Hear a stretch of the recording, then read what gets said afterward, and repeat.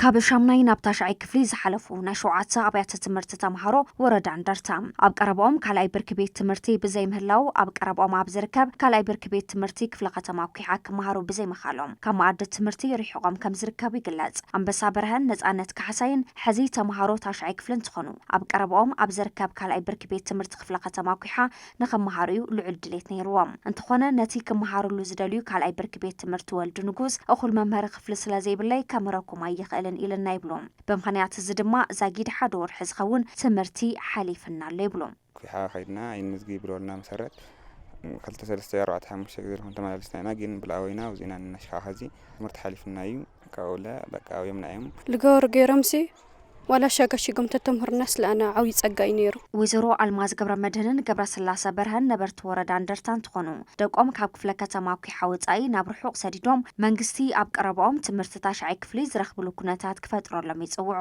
ትምህርቲ ታሽዓይ ክፍሊ ዝመሃሩሉ ቤት ትምህርቲ ብዘይ ምርካቦም 12 ተምሃሮ ንስደት ከም ዝተሳጥሑ ይምስክሩ። ካብ ተስፋ ምቁራጽ ማለት እዩ ካብ ወለዶም ላጠፍኡ ላኸዱ ብጣዕሚ ሽግር ነው።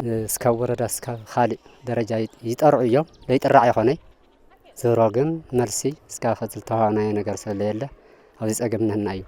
47 ተምሃሮ ሙሉእ ቀዳማይ ብርኪ ቤት ትምህርቲ ምላዛት ከምኡውን 37 ተምሃሮ ሙሉእ ቀዳማይ ብርኪ ቤት ትምህርቲ ላሕማ ናብ ታሽዓይ ክፍሊ ዋላ እኳ እንተሓለፉ ኣብ ክፍለ ከተማ ኩሓ ክምዝገቡ ይከኣሉን። እዚ ድማ ትሕቲ ሻምናይ ክፍሊ ኣብ ዘለው ተምሃሮ ምቁራጽ ትምህርቲ ንኽበራኸት ምኽንያት ኮይኑ ይብሉ ርእሳነ መምህራን እተን ኣብያተ ትምህርቲ ከላሊ ተስፋይን ኣባዲ ኪሮስን። ኩሎም ሽካ ኸዚ ኣብ ትምህርቲ ኣቶይ እቲ ምኽንያት ድማ ላብ ኩሓ ኩሉ ግዜ ንሰዶም ነርና ለማዓመት ግን ቦታ የልና ዝብል እዮም ኣቢሎም ትናትና ክፍለ ትምህርቲውን ለዓዱ ጉዳይ ለመረምኢት ይልና መረምኢት ድማ ተሕብረሰብ ክኸይዳ ይኽእል ለቀረቡ ላው ኩሓ ስለዝኾነ ማለት ከዞም ተምሃሮና ኣብ ጸገም ዘለዋ ላዕለዋይ ኪላ ስርዓተ ትምህርቲ ወረዳ እንደርታ መምህር ካሕሳይ መሰለ ዛጊድ ካብ ሻምናይ ናብ ታሽዓይ ዝሓለፉ ልዕሊ 300 ተምሃሮ ወረዳ ትምህርቲ ኣይጀመሩን ይብሉ። ነዚ ንምፍታሕ ድማ ምዝምልኮት ኣካል ይዘራረቡ ከም ዘለው ይገልጹ።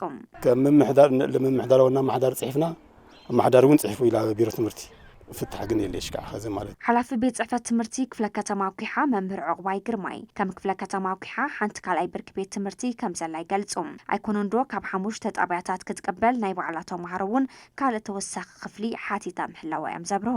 ናብ 4-5 ደብዳቤ ጽሒፍና ቢሮ ትምህርቲ ኣፍሊጥና ከምዚ ችግር ይፍለጥ እዩ ግን ምንም ዝተዋሃበና መፍትሒ የለን እስካብ ሕዚ ማለት ካብ ተምሃሮ ታሽዓይ ክፍሊ ወረዳ እንደርታ ንዝቐረበ ጥርዓን በመሓዝ ንዳይሬክተር ምድላው ስርዓተ ትምህርቲ ቢሮ ትምህርቲ ትግራይ ኣይተ ኪዳነ ማርያም ወልደ ሚካኤል ሓቲትና ዝረኸብናዮ መልሲ እቲ ጸገም ንምፍታሕ መረዳዳእ ይግበር ምህላው ዘመላኽት እዩ። መምሕዳር ዞባ መቐለ 20 መምህራን ክቆጽር ቢሮ ትምህርቲ ድማ ናውቲ ትምህርቲ ክቐርብ ብምርዳእ እቶም መምሃሪ ክፍሊ ዘይረኸቡ ተምሃሮ ኣብ ክፍለ ከተማ ኩሓ ኣብ ዝርከብ ካልኣይ ብርኪ ቤት ትምህርቲ ወልዱ ንጉስ ንኽመሃሩ ምዝገባ ተጀሚሩ ኣሎ ኢሎም።